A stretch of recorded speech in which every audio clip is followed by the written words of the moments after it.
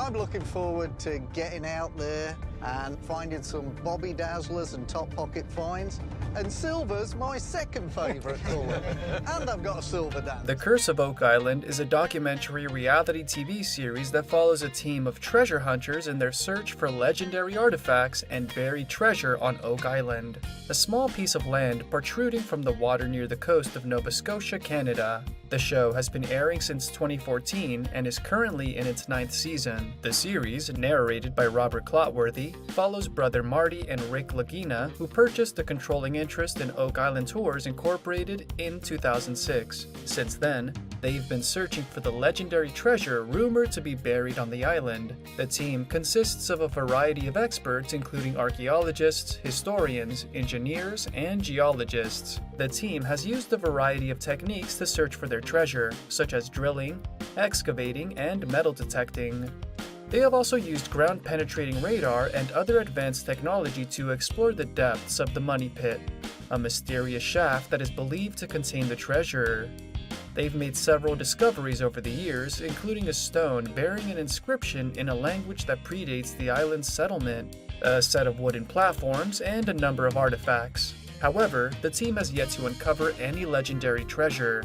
The show has become a cultural phenomenon with millions of viewers tuning in each week to follow the team's progress.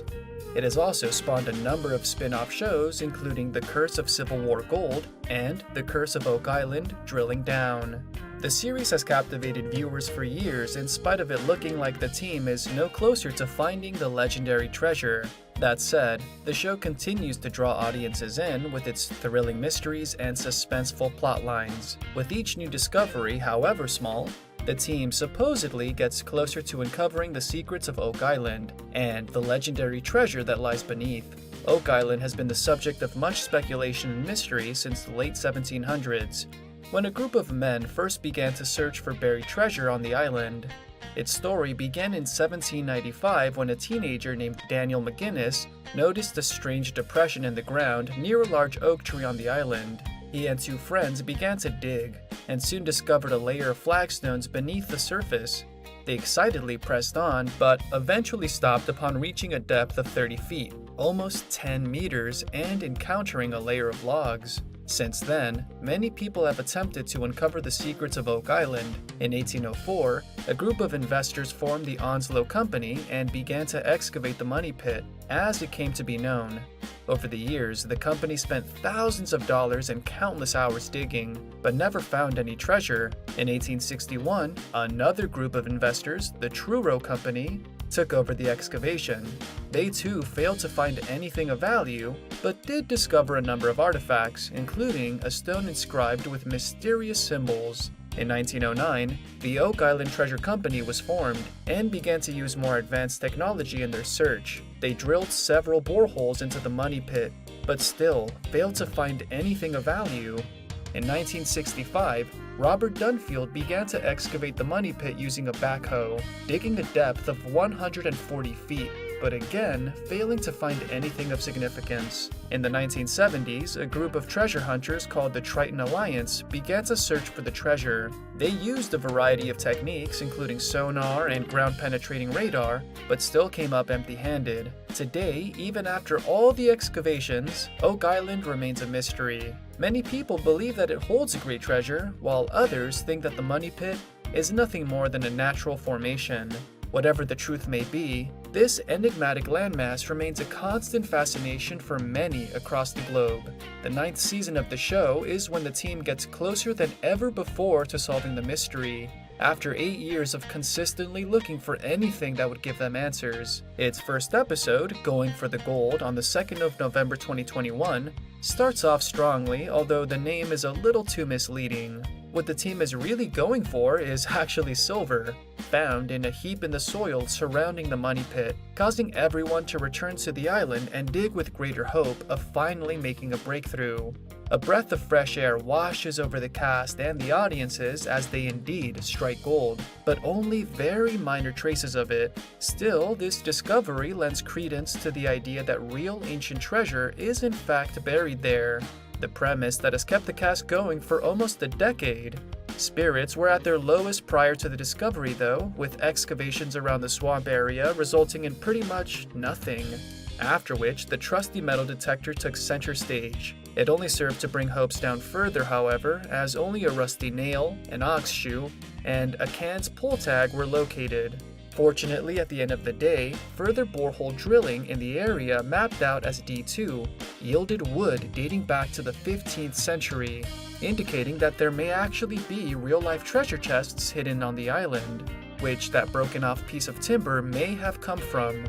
Later on, they also came across cemented matter that was found to contain traces of various materials, some of which are actually quite rare and super valuable, such as gold and even osmium, a metal least found almost anywhere on the planet. To add to that, the crew also ran into the largest chunk of lead ever discovered on Oak Island, with the sheer size puts them ahead of most others who ventured there.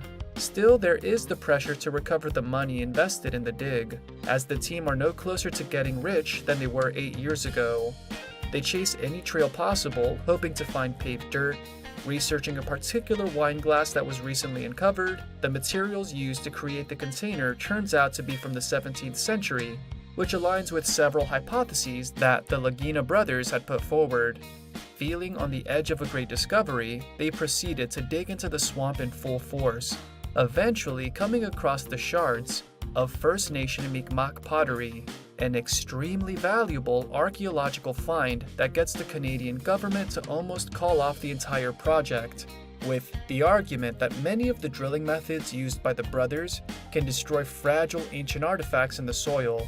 They were almost forbidden from going further and sent home by force. Still, they had come too far to quit, and so the saga continued, albeit at a different pace. In episode 6 of the 9th season, Marty said, "We have internally made a decision to back down on archaeological methods for the time being, and let the dust settle on this." While Rick added, "There are other methodologies that can be applied that are much less restrictive."